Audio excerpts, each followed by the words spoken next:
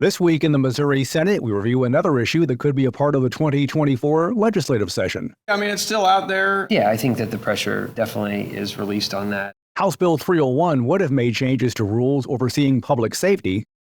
I've said all along that wasn't a part of any deal that was a part of Kim Gardner. That was, I think, misstated previous times. I think the general view on doing something on the prosecutor issue, had she not resigned, was very much unified. There's a little more dissension about the merits of the state takeover. So it's just a more complicated issue, but not something that's been dealt away in any great grand bargain.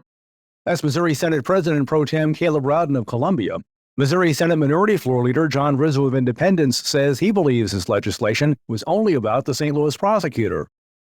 You remove the problem, we should probably give a chief of police, new chief of police, by the way, a year or more to see if they can right the ship, what they would say, a prosecutor who would be willing to prosecute. You know, the problem is that they can't jump from lily pad to lily pad fast enough to make their boogeymen in Kansas City and St. Louis, whoever they are this week. I'm sure that they will continue to try to drum up another person to be their punching bag. But right now, yeah, I can't imagine why you would want to not give a new chief of police an opportunity to right the ship and keep local control in the city of St. Louis.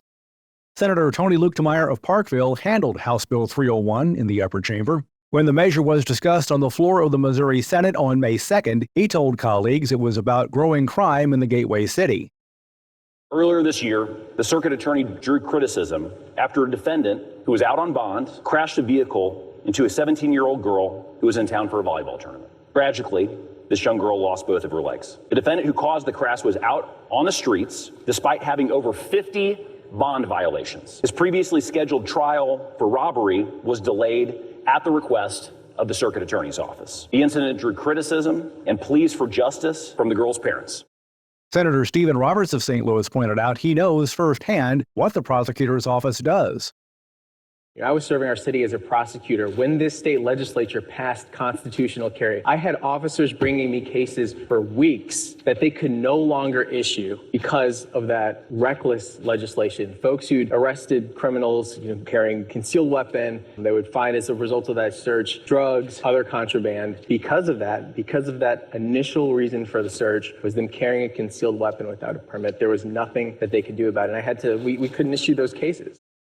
You can expect to see more legislation relating to crime when lawmakers return to Jefferson City for the next regular legislative session. The second regular session of the 102nd General Assembly will begin at noon on Wednesday, January 3rd.